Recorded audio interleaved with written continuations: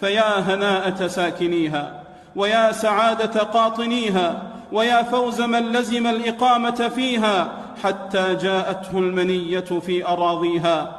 وفي سكناها من البركة ما يستحقر دونها كل رغد ورخاء ورفاه.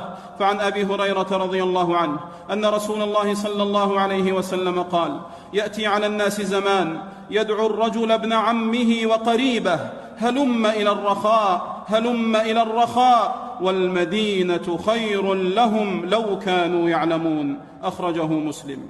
في البعد عنها يهيج الشوق إليها ويتضاعف الوجد عليها. وكان رسول الله صلى الله عليه وسلم إذا قدم من سفر ونظر إلى جدراتها ودوحاتها ودراجاتها أوضع راحلته وحرك دابته واستحثها وأسرع بها حبا في المدينة، فإذا أشرف عليها قال: هذه طابة وهذا أحد، جبل يحبنا ونحبه.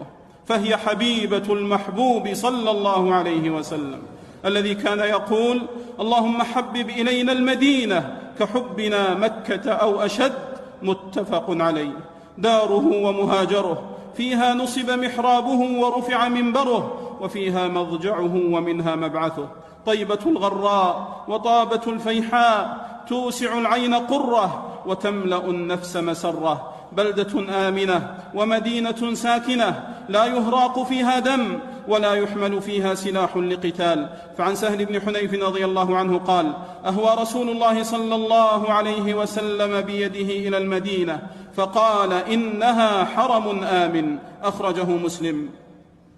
ويقول رسول الهدى صلى الله عليه وسلم: من أخاف أهل المدينة فعليه لعنة الله والملائكة والناس أجمعين، لا يقبل الله منه صرفا ولا عدلا.